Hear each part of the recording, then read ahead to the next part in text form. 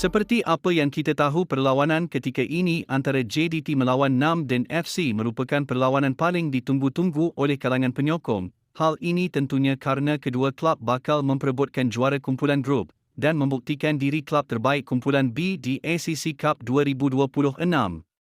Masalah prestasi dari kedua klub memang cukup memberangsangkan, apatah lagi klub raksasa Malaysia yang mencapai beberapa rekod sebelum perlawanan berlangsung. Kejayaan menewaskan Immigration FC di Stadium Sultan Ibrahim kemarin menyaksikan Johor Darul Tazim JDT mencipta dua rekod baharu dalam saingan Liga Super.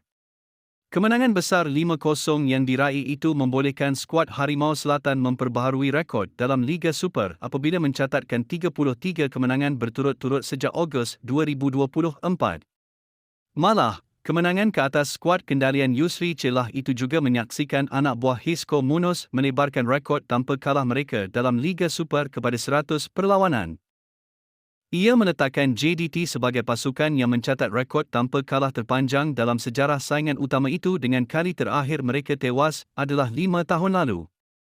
Untuk rekod, kali terakhir juara 11 kali berturut-turut itu tewas dalam Liga Super adalah pada April 2021 apabila mengalami kekalahan tipis 0-1 kepada Terengganu di gelanggang sendiri. Harimau Selatan juga berada pada landasan terbaik untuk mempertahankan kejuaraan Liga Super buat kali ke-12 berturut-turut selepas selesa mendahului saingan musim ini dengan mengumpul 48 mata dalam 16 perlawanan.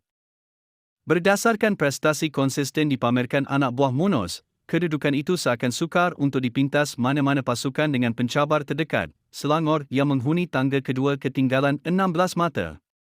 Kembali ke perlawanan sebentar lagi, diprediksikan JDT bakal mengalah demi menghindari sesama klub Liga Malaysia Selangor FC yang sebelumnya masuk ke peringkat kumpulan sebagai naib juara. Luah Arman Hakiki, bagaimana menurut anda? Komentar di bawah video. Akhirnya sekian informasi kami buat, semoga bermanfaat. Jangan lupa subscribe.